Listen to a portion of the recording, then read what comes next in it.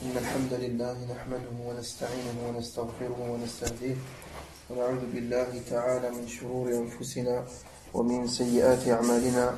من يهده الله فلا مضل له ومن يضلل فلا هادي له، وأشهد أن لا إله إلا الله وحده لا شريك له، وأشهد أن محمدا عبده ورسوله وصفيه من خلقه وخليله، أدى الأمانة وبلغ الرسالة ونصح الأمة وجاهد في الله حق جهاده حتى أتاه اليقين. تركنا على المحجة البيضاء ليلها كنهارها لا يزيغ عنها إلا هالك ولا يتنكبها إلا ضال. فأوصي نفسي وإياكم بتقوى الله. يا أيها الذين آمنوا اتقوا الله حق تقاته ولا تموتن إلا وأنتم مسلمون. يا أيها الناس اتقوا ربكم الذي خلقكم من نفس واحدة وخلق منها زوجها وبث منهما رجالا كثيرا ونساء، واتقوا الله الذي تساءلون به والأرحام إن الله كان عليكم رقيبا. يا أيها الذين آمنوا اتقوا الله وقولوا قولا سديدا يصلح لكم أعمالكم ويغفر لكم ذنوبكم، ومن يطع الله ورسوله فقد فاز فوزا عظيما. أما بعد، فاعلموا أن خير الكلام كلام الله، وخير الهدي هدي نبينا محمد صلى الله عليه وسلم، وشر الأمور محدثاتها، وكل محدثة بدعة، وكل بدعة ضلالة، وكل ضلالة في النار. Donc après avoir loué Allah subhanahu wa ta'ala, nous prions sur le prophète Muhammad sallallahu alayhi wa sallam. Et avant de commencer quoi que ce soit, il est recommandé de commencer par le nom d'Allah subhanahu wa ta'ala, en vertu de ses paroles lorsqu'il dit kullu shay'in la yubtada bihi bismillah fahuwa abtar. Toute chose dans laquelle on ne dit pas bismillah dès son début est certes sans valeur ou n'a pas de récompense. Abtar, linguistiquement parlant, dans le hadith, il a utilisé le terme abtar. Abtar, on le retrouve dans le Coran, inna shani'aka huwal abtar. Mais c'est plus dans le sens où ça fait référence à un animal qui n'a pas de queue ou qui a une queue qui est très très petite suite à une malformation ou autre. C'est-à-dire que sa queue elle est amoindrie, abtar, quelque chose qui lui manque, une chose qui lui manque, un critère ou une caractéristique. Et ça fait référence à la queue. Quand on dit l'animal il est abtar, c'est-à-dire qu'il a une diminution corporelle au niveau de sa queue. Sa queue elle est censée être grande, walakin elle est petite. Ici, fahuwa abtar, c'est-à-dire qu'en fait, il n'y a aucune valeur de la part d'Allah subhanahu wa ta'ala. Et fi'lan, effectivement, comment pourrait-il y avoir une valeur si Allah tabaraka wa ta'ala, dès son début, n'est pas prononcé, et à sa fin, on ne prie pas, sur notre prophète sallallahu alayhi wa sallam. Ce que je viens de dire en introduction en arabe, c'est ce qu'on appelle khutbatul haja. C'est la sunna du prophète sallallahu alayhi wa sallam. Il commençait par louer Allah en disant Innal hamda lillah. Certes, les louanges appartiennent à Allah. Et il faisait l'éloge d'Allah en disant Nahmaduhu, nous le louons, wa nasta'inuhu, nous lui demandons refuge, wa nastaghfiruhu, nous lui demandons pardon, wa nastahdihi, et nous lui demandons la guidée. Et nous témoignons qu'il n'est nulle divinité digne d'être adorée qu'Allah, et que Muhammad sallallahu alayhi wa sallam est son messager. Après qu'il ait loué Allah et prié sur le prophète sallallahu alayhi wa sallam, il rappelait ce qui est le pivot de la croyance, c'est-à-dire l'axe central de ce qu'on appelle des actes d'adoration, à savoir la taqwa. La taqwa, il a rappelé 3 versets dans le Coran qui sont les plus importants, qui rappellent le taqwa.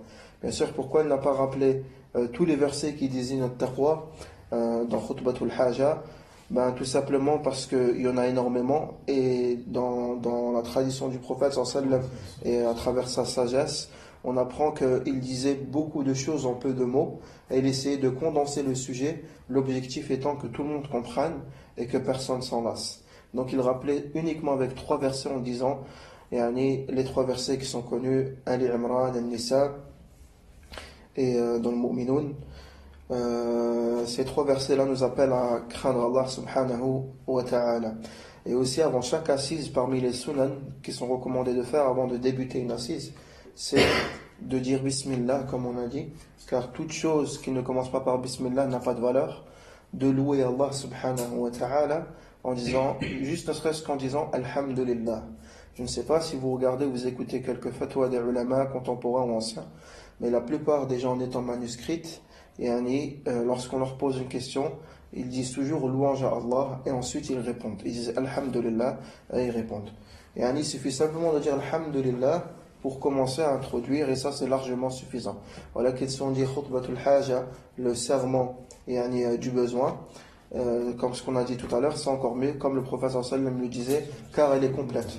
Elle rassemble l'unicité d'Allah subhanahu wa ta'ala, sa parole en son unicité, shahadat la ilaha illallah wa anna muhammadan rasulullah, et elle rassemble aussi les louanges, et elle rassemble la crainte d'Allah subhanahu wa ta'ala, le rappel à le craindre. Donc par la suite, donc ça, cette formulation, le fait de commencer tout le temps par Alhamdulillah, Bismillah, et de recommander la crainte d'Allah, tous les ulama le disent et le font. Pour la plupart, tous les ulama le disent et le font en vertu de la sunna du prophète sallallahu alayhi wa sallam. Pourquoi? Parce qu'on a tous besoin d'être rappelés à Allah. Et la crainte d'Allah, c'est ce qui va nous permettre de changer notre intention. C'est-à-dire, lorsqu'on a un souci d'intention, on ne sait pas pourquoi on est là, pourquoi on n'est pas là, dès qu'on craint Allah, on sait tout de suite qu'on doit œuvrer, car on a peur d'être précipité en enfer si on cherche à apprendre pour rivaliser contre un savant ou autre, si on cherche pas rivaliser dans le bon terme, dans le bon sens du terme, mais pour polémiquer avec les savants, pour accroître sa science, sa culture, etc. Donc ça c'est une mauvaise intention dès le départ. Donc il faut inviter à craindre Allah. C'est pour ça que le prophète sallallahu alayhi wa sallam, dans tous les événements, il invitait à craindre Allah, dans les mariages, dans les événements mortuaires, dans les événements, dans les halaqa, dans les khutbah de Jumu'ah, dans les occasions opportunes, importants, etc. Donc il invitait à la crainte d'Allah subhanahu. Et qu'est-ce que réellement la crainte? Vraiment, c'est quoi la crainte? Ali ibn Abi Talib, il l'a résumé en 4 points. Il a dit Al-khawfu min al-jalil, wal-amalu bit-tanzil, wal-rida bil-qalil, wal-isti'dad li-yawm ar-rahil. Il a dit la crainte c'est Al-khawfu min al-jalil, le fait d'avoir peur de al-jalil. Al-jalil c'est le transcendant, c'est-à-dire Allah subhanahu wa ta'ala. Le premier point de la crainte, pour comprendre la crainte, c'est le fait de le craindre, c'est-à-dire d'avoir peur. Peur de quoi? Peur de son châtiment. Peur de quoi? Peur de ne pas être sincère et d'être précipité dans le feu. Peur de quoi? Peur de le rencontrer yawm al-qiyam avec nos péchés. Peur de quoi? Peur de commettre des péchés ici-bas et subhanallah que cela ne nous soit pas pardonné. Peur d'être injuste envers des personnes. Peur d'être injuste envers son droit à Allah subhanahu. Et quel est le droit d'Allah subhanahu? Il dit haqqullahi ala al-ibad an ya'buduhu wa la yushriku bihi shay'a aw ma'ahu ahad. Le droit d'Allah envers ses serviteurs, c'est qu'ils doivent l'adorer sans rien lui associer avec lui. C'est ce qu'il a dit wa haqqul ibadi ala Allah.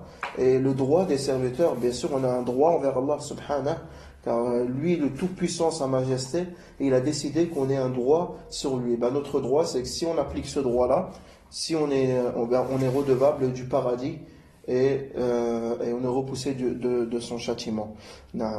Donc, al-khawfu min al-jalil wal-amalu bit-tanzil. Al-amalu bit-tanzil, c'est le fait d'œuvrer en fonction de la révélation, c'est-à-dire du Coran et de la sunna du prophète Muhammad sallallahu alayhi wa sallam. Ce qu'il faut savoir, c'est que aucune œuvre n'est acceptée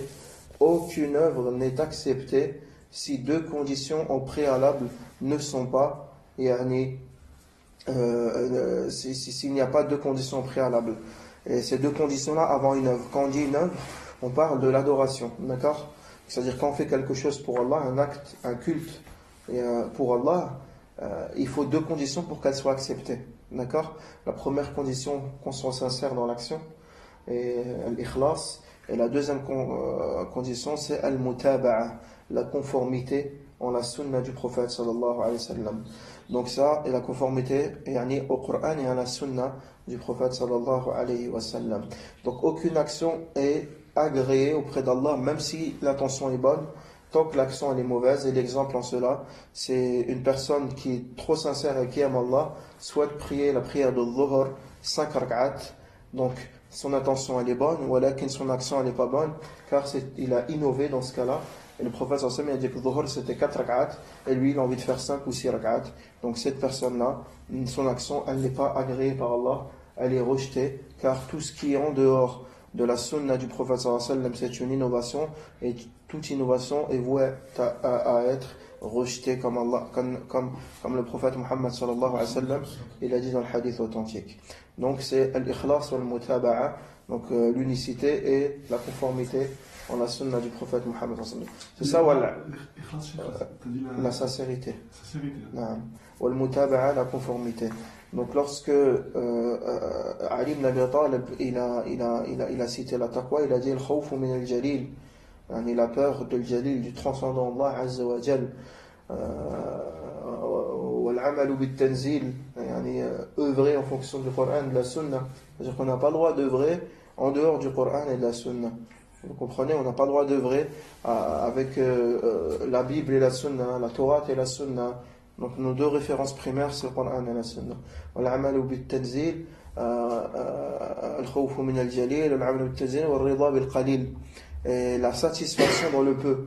Ça veut dire quoi? Ça veut dire, Allah Azza wa Jalla nous accorde des choses. Et des fois, il nous accorde pas beaucoup de choses pour nous, mais qui aux yeux d'Allah sont immenses. Eh ben, faut être satisfait. Si Allah il a fait de toi un pauvre, t'es content, t'es satisfait, tu l'agrées.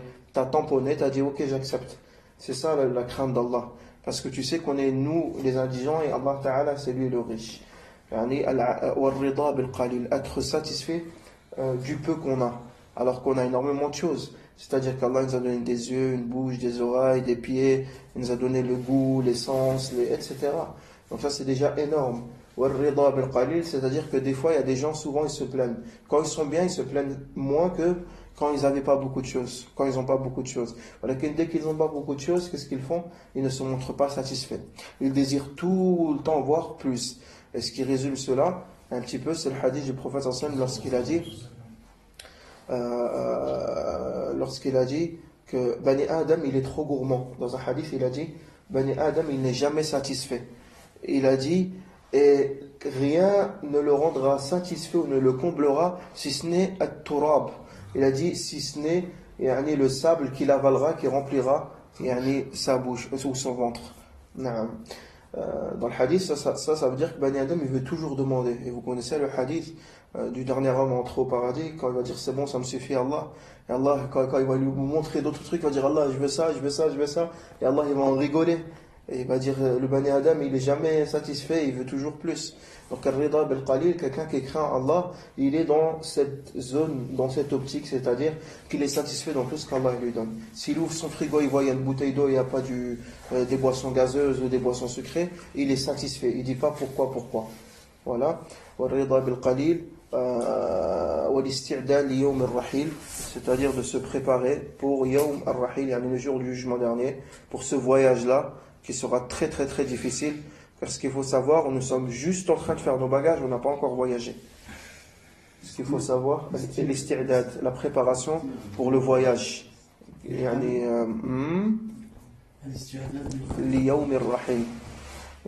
préparation du voyage qui se fera yawm al-qiyamah. Ça veut dire que la personne, quotidiennement, elle a au fond d'elle l'optique de quoi? De rencontrer Allah. Quotidiennement, c'est-à-dire dès qu'elle se réveille, elle sait qu'elle va rencontrer Allah. Craignez le jour où vous rencontrerez Allah. La personne, elle a toujours au fond d'elle, dans son fort intérieur, l'envie de vouloir le voir, l'envie d'œuvrer pour avoir la récompense, l'envie d'œuvrer pour être en sécurité dans la tombe et les jours derniers, l'envie d'œuvrer pour être rassemblée avec les messagers, les prophètes, l'envie d'œuvrer pour avoir ses souhaits les plus chers qu'elle n'a pas reçus dans ce bas monde-là et qui sont en attente le jour de la résurrection. Al-isti'dal yawm ar-rahil, se préparer, parce que ce qu'il faut savoir ce jour-là, si on ne se prépare pas, automatiquement nos membres ils vont parler, ils vont dire tu mens. Wa tashhadu arjuluhum bima kanu ya'malun, et leurs jambes, leurs mains, hatta idha shahida alayhim sam'uhum, jusqu'à ce que témoigneront leurs oreilles, وأبصارهم leurs yeux وجلودهم بما كانوا يكسبون ainsi que leur peau يعني dans ce qu'ils faisaient جلودهم. Les ulama ils ont expliqué, le prophète il a dit quand la personne voudra mentir, eh ben, si elle a fait un péché de la main va parler, va dire Ya Allah, il a fait ce péché-là. Ya Allah, il a forniqué. Ya Allah, il a touché le khamr. Ya Allah, il a fait ci et cela. C'est ça l'isti'dal liyawm ar-rahil. Se préparer. Même si on ne peut atteindre la perfection, se préparer. C'est-à-dire se mettre à l'idée qu'on va rencontrer Allah. Ces 4 points-là, ils regroupent quoi? Ils regroupent la crainte d'Allah. Et dans une définition plus simpliste, selon d'autres ulama parmi Ibn Taymiyyah rahimahullah, la définition de taqwa c'est أن تجعل بينك وبين غضب الله وقاية تقيك. Que tu mettes entre toi et la colère d'Allah une barrière qui va te protéger. Et je donne toujours le même exemple à chaque fois. Cette barrière-là est l'exemple d'une barrière que si maintenant demain on te dit prends pas cette route, elle est difforme, tu risquerais de rencontrer une meute de lions, etc. Et ben, comme la personne le sait et elle a l'expérience, subhanallah, elle ne prendra pas la route. Et si elle prend la route, donc elle n'a pas pris ses précautions. Donc taqwa, c'est une forme de précaution, de prévention. C'est une forme de prévention. Et se prémunir. C'est comme un vaccin. Taqwa, c'est le vaccin de la foi. C'est ça un peu de taqwa. C'est le vaccin de la foi. C'est-à-dire que tu cherches à te vacciner avant de tomber dans la colère d'Allah subhanahu wa ta'ala. Donc, ceci dit, donc on va étudier le livre Usul al-Thalatha ou bien Thalathatu Usul. Il est on peut le dire sans aucune distinction, comme il a été rapporté. Donc Thalathatul Usul ou bien Usul al-Thalatha en traduction. Donc c'est les 3 fondements. Alors Usul c'est le pluriel de Asl. Asl qui veut dire fondement. Usul fondement avec S. Et al-Asl huwa ma lughatan huwa ma yubna alayhi ghayruhu. Le fondement c'est une chose à laquelle on peut construire sur elle.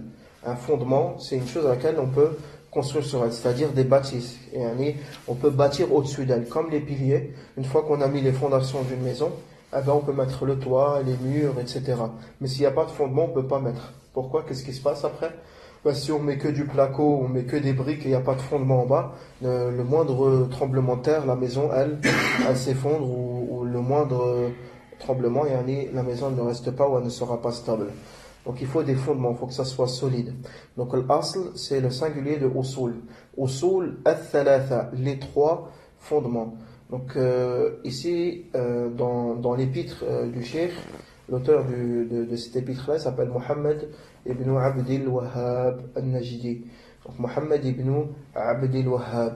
Muhammad ibn Abdil Wahhab, c'était un revivificateur. D'ailleurs, il n'y a pas longtemps, il y a après plus de 300 ans, taqriban maintenant, il y a 3-4 siècles, taqriban. Donc il est celui qui a rapporté l'unicité, le tawhid, le vrai, le monothéisme pur, là-bas dans l'actuelle Arabie Saoudite, que ce soit en Najd ou Hijaz. Donc il a plus ou moins montré son opposition contre des soufis adorateurs de tombes à cette époque. Notamment, il était soutenu par le calife à cette époque-là.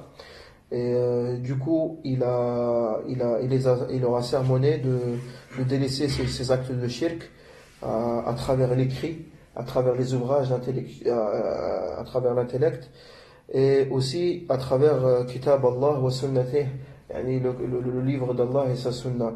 Donc bon nombre d'entre eux étaient bornés, donc ont refusé de croire en cela et pensaient que c'était des choses qui étaient coutumiers parce qu'ils ont hérité de ça. Ils ont hérité de l'Empire ottoman, qui pour la plupart dans l'Empire ottoman étaient des soufis, et ils cherchaient refuge auprès des awliya, ce qu'on appelle des pieux, des saints qui sont morts. Donc ils leur demandaient, ils leur faisaient des invocations et ils leur demandaient d'invoquer pour eux. Ils allaient au pied de leur tombe pour demander la rémission de leurs péchés, ce qu'on appelle tawassul. le fait de demander l'intercession, et ça on le verra en détail, l'intercession permise et l'intercession interdite. Et donc du coup il y avait pas mal d'actes de shirk. Et je tiens à rappeler le hadith du prophète Muhammad sallallahu alayhi wa sallam, lorsqu'il a dit alayhi afdalus salat wa azka taslim, lorsqu'il a dit tous les 100 ans Allah Ta'ala fera venir man yujaddidu din, une personne qui fera revivre les valeurs de la religion. Tous les 100 ans, chaque siècle, Allah Ta'ala ramènera à chaque siècle, tous les 100 ans, un revivificateur qui va faire revivre le haqq, qui va faire revivre la sunna, qui va faire revivre at-tawhid, l'unicité d'Allah, sa compréhension, ses valeurs, son application. Et lui faisait partie de cette époque, rahimahullah, rahmatan wasi'ah. Donc c'est une personnalité très critiquée auprès des gens de l'innovation, auprès des gens de l'bid'a. Les gens de l'bid'a nomment les partisans de ses ouvrages ou ses élèves, ou jusqu'à maintenant l'Arabie Saoudite. Ils nomment ces derniers, à savoir même nous, les wahhabites. Les wahhabites. Donc dès que vous entendez quelqu'un dire les wahhabites c'est une secte, sachez que c'est quelqu'un qui refuse catégoriquement de suivre les preuves et qui a une haine et une dent contre Muhammad ibn Abd al-Wahhab. Parce que rahimahullah, nous ne sommes pas des suivants aveugles. Par contre, nous suivons la preuve où est-ce qu'elle est. Si le cheikh rahmatullahi alayhi s'est trompé, donc on délaisse sa parole et on avance vers d'autres choses qui sont plus importantes. Voilà qu'eux délaissent l'entité du cheikh à travers des arguments d'éminents, en disant qu'il n'avait pas de shuyukh, etc., alors qu'il avait énormément de shuyukh. Il avait des tazkiyah, des ulama de part et d'autre. Il avait une science, tabarakallah, et il a fait plusieurs épîtres, notamment sous le thalatha, un de ses épîtres, on a Durar, c'est assez, on va dire, c'est taqriban dans Ad-Durar. On a dans le volume 1 de la page 115 à 151, taqriban, il parle de usul thalatha, le livre là qu'on fait. Donc il a Qawa'id al-Arba'a, il a Kashf al-Shubuhat, Ahkam al-Masajid, Adab al-Mashi ila al-Salat, même des épîtres dans le fiqh, des moutons dans le fiqh.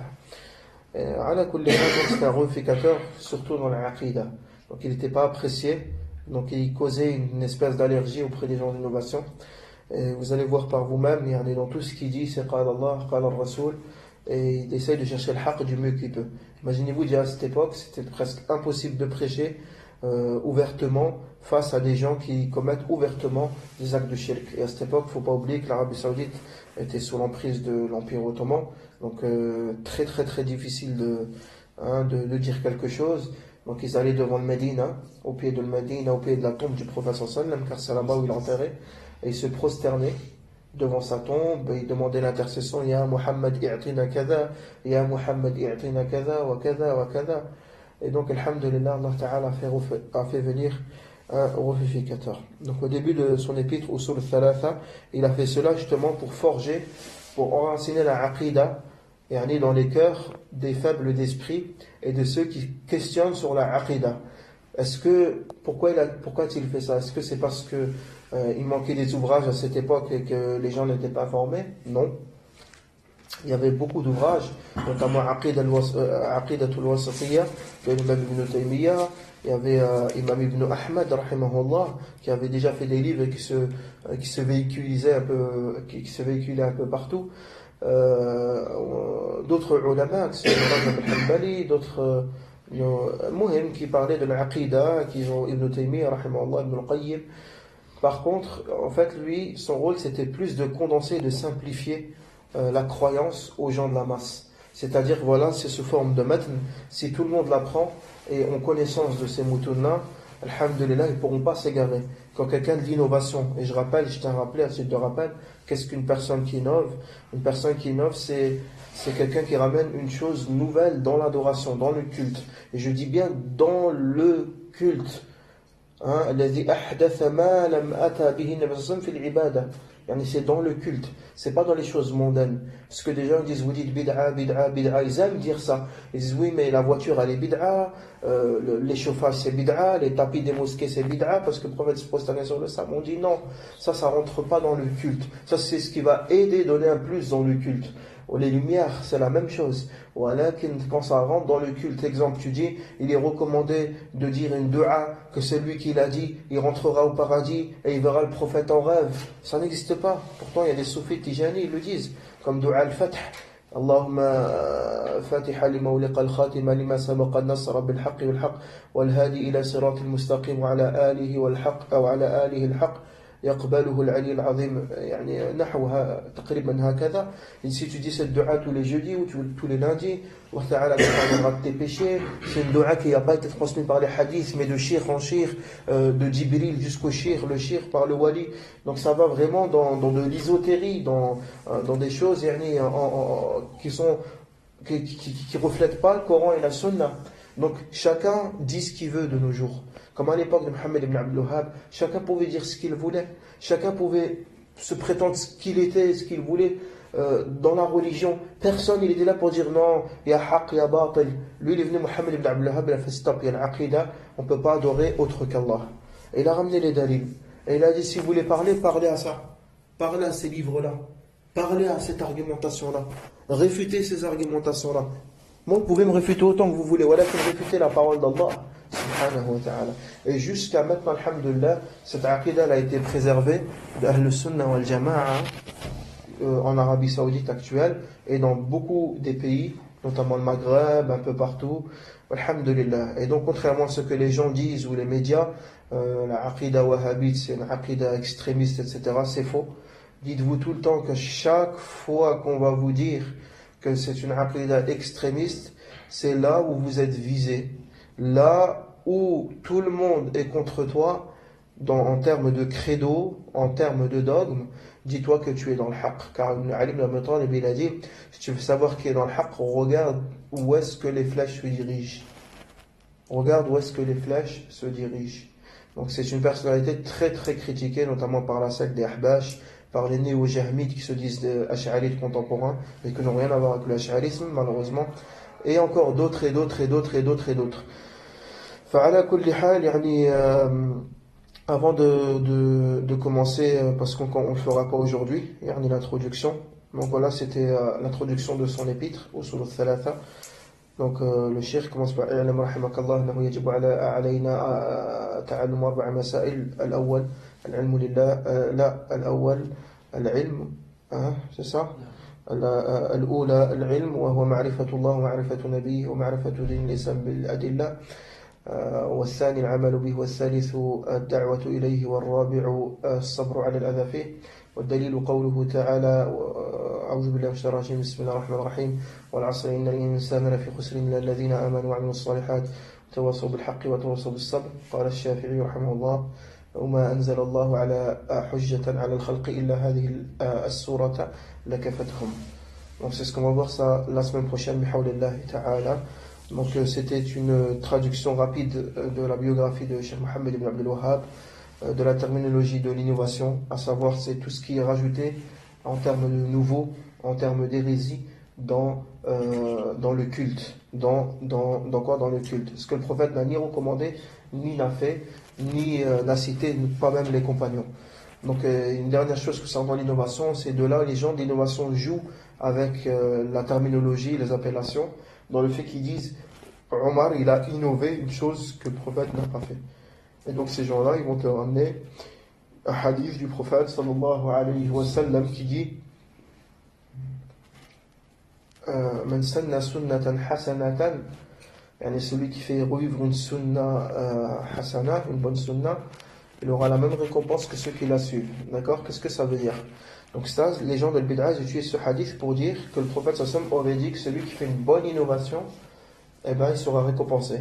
Et ils utilisent comme preuve d'argumentation aussi, annexé à celle-là, la parole de Omar, quand il a dit Ni'ma al-bid'a, en ce qui concerne la prière de Tarawih. D'accord? Donc en fait, ils ont tout pris à dérision, et ils n'ont pas respecté en fait juste l'énoncé du texte à la base. Et c'est comme ça que les gens d'innovation ils font. Et les gens d'innovation, la plupart, ils n'ont pas de preuves.